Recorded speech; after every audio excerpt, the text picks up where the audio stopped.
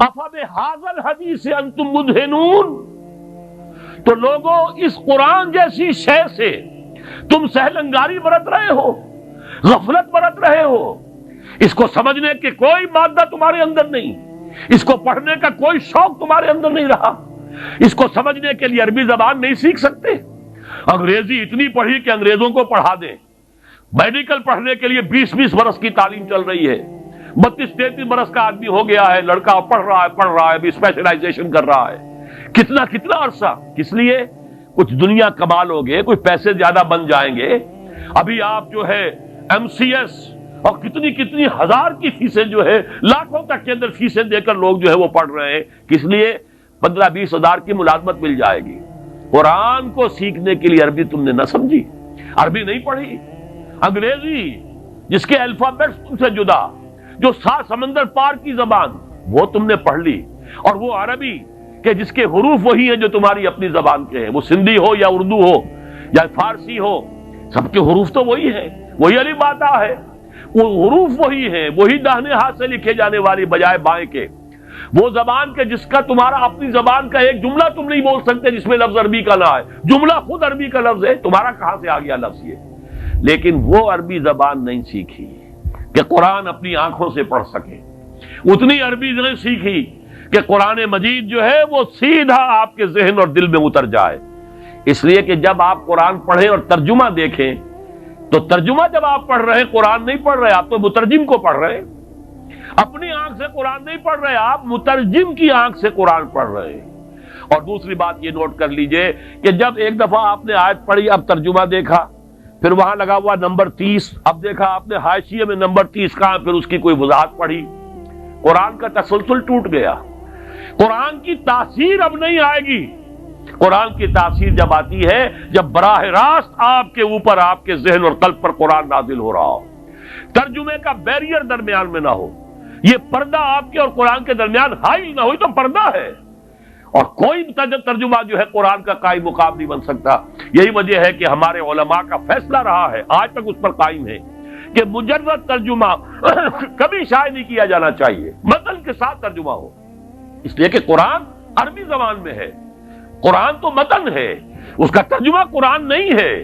کسی نے کوئی غلطی کی ہو، کسی نے اپنی ذہن کے مطابق تو بہترین کوشش کی ہے، لیکن یہ کہ قرآن مجید اس کا قائم مقام نہیں بن سکتا ترجمہ۔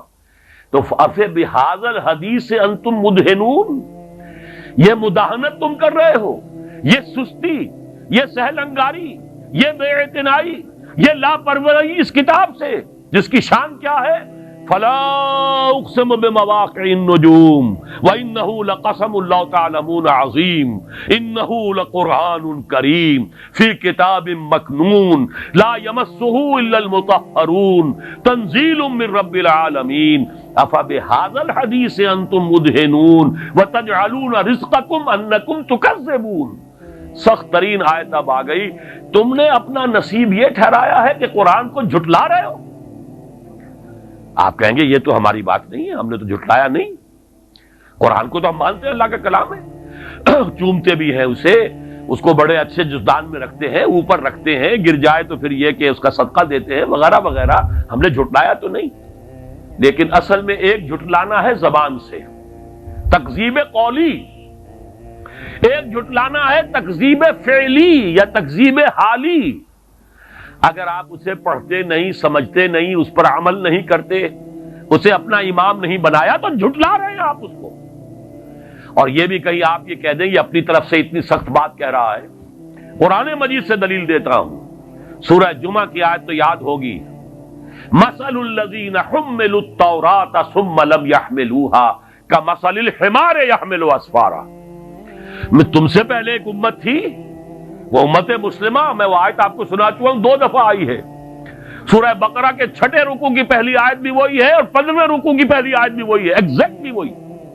یا بنی اسرائیل اذکروا نعمتی التی انعمت علیکم وانی فضلتکم علی العالمین۔ لیکن وہی امت ہے جس کے بارے میں فضربت علیہم الذلۃ والمسکنۃ وباؤوا بغضب من اللہ، ان کی بے عقلی کی وجہ سے، اور ان کے بارے میں یہ آیت آئی مثل الذین حملوا التوراۃ، جو حامل تورات بنائے گئے تھے ثم لم یحملوها، پھر انہوں نے اس کا حق ادا نہیں کیا، ذمہ داری ادا نہیں کی۔ کمثل الحمار یحمل اسفارا، ان کی مثال اس گدھے کی سی ہے جس پر کتابوں کا بوجھ لاد دیا گیا ہو۔ گدھے کے اوپر پیٹھ باندھ کے ایک گٹھڑی باندھ کر رکھ دیجیے سائنس کی کتابوں کی، آئنسٹائن کی تصنیف کی یا مکالمات فلاطون، اس سے گدھے کو کوئی فائدہ ہوگا؟ گدھا تو گدھا ہی رہے گا۔ کتابیں آپ نے لاد دی ہیں اس پر، فلسفے کی اور سائنس کی اور منطق کی اور ہدایت کی۔ تو یہ مثال ہے، اب دو نوٹ کیجئے، یہ مثال ہے کس کی؟ ذالک مثل القوم الذین کذبوا بآیات اللہ، یہ مثال ہے اس قوم کی جس نے اللہ کی آیات کو جھٹلایا۔ کیا یہودیوں نے تورات کو کبھی جھٹلایا؟ نہیں، مانتے رہے یہ خدا کی کتاب ہے، آج بھی مانتے ہیں، آج بھی پڑھتے ہیں، اس کی تلاوت کر کر کے کبھی آپ نے ٹیلی ویژن پر دیکھا ہوگا جو ویلنگ وال ہے بیت المقدس میں، جو ان کا پرانا جو ہیکل تھا اس کی ایک دیوار سالم کھڑی ہے، باقی تو پورا ہیکل جو زمین بوس ہے، گرا ہوا ہے۔ وہاں تو اب قبۃ الصخرہ بھی بنا ہوا ہے اور مسجد جو ہے مسجد اقصیٰ بھی بنی ہوئی ہے، اور وہ اس کو گرانے کے در پہ ہے تاکہ اپنا ہیکل دوبارہ بنائے۔ 2 مرتبہ گر چکا ہے تاریخ میں، اور اب 1929 برس سے گرا ہوا ہے۔ سن 70 عیسوی میں ٹائٹس رومی نے اسے گرایا تھا اور آج تک وہ گرا پڑا، صرف ایک دیوار ہے اس کی سالم۔ وہاں جاتے ہیں، ٹکرے مارتے ہیں، پڑھتے ہیں، اور تورات جس طریقے سے پڑھ رہے ہوتے ہیں وہ جیسے ہم قرآن مجید پڑھتے ہیں، حفاظ کو آپ دیکھتے ہیں جھوم جھوم کر اور ہل کر پڑھتے، ایسے پڑھتے ہیں۔ تو تورات کو جھٹلایا اس معنی میں نہیں کہ انہوں نے یہ کہا یہ اللہ کا کلام نہیں ہے، جھٹلایا عمل سے، جب اس پر عمل نہیں کیا تو جھٹلایا۔ یہ ہے وہ تکذیب فعلی، تکذیب حالی جو آج مسلمان کر رہے ہیں۔ کہاں ہے قرآن کا نظام؟